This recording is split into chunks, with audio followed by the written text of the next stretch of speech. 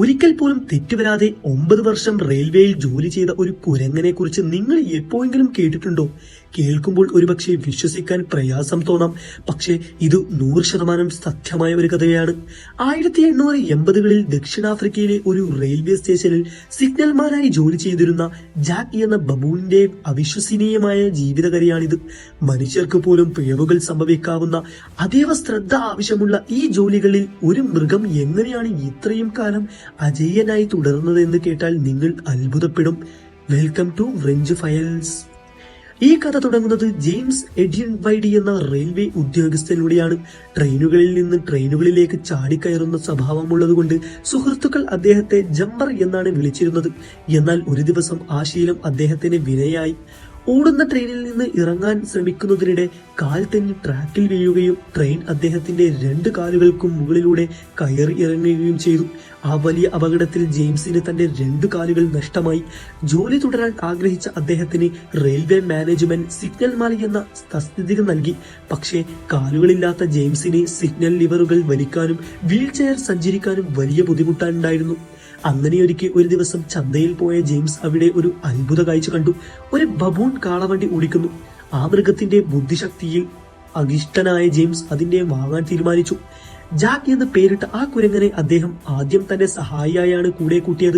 ജെയിംസിന്റെ wheel chair തള്ളാനും ചെറിയ വീട്ടുജോലികൾ ചെയ്യാനും Jack ഉടനെ തന്നെ പിടിപ്പിച്ചു. എന്നാൽ യഥാർത്ഥ അത്ഭുതം നടന്നത് റെയിൽവേ സിഗ്നൽ ബോക്സിലാണ്. ജെയിംസ് ലിവറുകൾ വലിക്കുന്നത് ജാക്ക് ദിവസവും സസൂക്ഷ്മം നിരീക്ഷിച്ചു. ട്രെയിനുകൾ വരുമ്പോൾ ഡ്രൈവർമാർ മുഴക്കുന്ന വിസിലുകൾക്ക് ഓരോന്നിനും പ്രത്യേക അർത്ഥമുണ്ടെന്ന് ജാക്ക് പെട്ടെന്ന് തിരിച്ചറിഞ്ഞു. ജെയിംസ് ജാക്കിനെ ആ ജോലിയായി പഠിപ്പിക്കാൻ തുടങ്ങി. ഏത് വിസിൽ കേൾക്കുമ്പോൾ ഏത് ലിവറായി വലിക്കേണ്ടതെന്ന് ജാക്ക് വളരെ വേഗം പഠിപ്പിച്ചെടുത്തു. വൈകാതെ തന്നെ ജെയിംസിന്റെ സഹായമില്ലാതെ തന്നെ ജാക്ക് ട്രാക്കുകൾ മാറ്റാനും സിഗ്നലുകൾ നൽകാനും തുടങ്ങി. സ്റ്റേഷനിലേക്ക് എത്തുന്ന ട്രെയിൻ ഡ്രൈവർമാർ പോലും സിഗ്നൽ നൽകുന്നത് ഒരു കുരങ്ങനാണെന്ന് ആദ്യം തിരിച്ചറിഞ്ഞില്ല. എന്നാൽ ഒരു ദിവസം അതിസമ്പന്നയായ ഒരു യാത്രക്കാരി ജനലിലൂടെ നോക്കുമ്പോൾ കണ്ട കാഴ്ച അവരെ ഞെട്ടിച്ചു കളഞ്ഞു. ഒരു വലിയ കുരങ്ങൻ സിഗ്നൽ ലിവർ വലിക്കുന്നു. ആ യാത്രക്കാരി ഉടൻ തന്നെ റെയിൽവേ അധികൃതർക്ക് പരാതി നൽകി. ഒരു വന്യമൃഗത്തെ സിഗ്നൽമാനായി നിയമിച്ചത് റെയിൽവേക്ക് വലിയ തലവേദനയായി. ജെയിംസിനെ ജോലിയിൽ നിന്ന് പിരിച്ചുവിടാൻ അവർ ആദ്യം തീരുമാനിച്ചു. പക്ഷേ ജെയിംസ് തന്റെ കുരങ്ങന്റെ കഴിവിൽ പൂർണ്ണ വിശ്വാസം അർപ്പിച്ചു. ഒടുവിൽ റെയിൽവേ അധികൃതർ ജാക്കിനെ ഒരു പരീക്ഷയ്ക്ക് വിധേയനാക്കി. അതീവ സങ്കീർണമായ സിഗ്നൽ സിസ്റ്റം പരീക്ഷിച്ച് ഉദ്യോഗസ്ഥർ ഞെട്ടിപ്പോയി. ഓരോ വിസിൽ ശബ്ദത്തിനും കൃത്യമായി ലിവറുകൾ വലിച്ചുകൊണ്ട് ജാക്ക് ആ പരീക്ഷയിൽ ഒന്നാമനായി വിജയിച്ചു. ജാക്കിന്റെ വൈദഗ്ധ്യമായ മതിപ്പ് തോന്നിയ റെയിൽവേ ഉദ്യോഗസ്ഥർ അവരെ ഔദ്യോഗികമായി ജോലിയിൽ നിയമിച്ചു. ജാക്കിന് ഒരു എംപ്ലോയി നമ്പറും ദിവസവും 20 സെന്റ് ശമ്പളവും ആഴ്ചയിൽ 1/2 കുപ്പി ബിയറും പ്രതിഫലമായി നൽകാൻ റെയിൽവേ തീരുമാനിച്ചു. തുടർന്നുള്ള 9 വർഷം ജാക്ക് ആ റെയിൽവേ സ്റ്റേഷനിൽ ജോലി ചെയ്തു.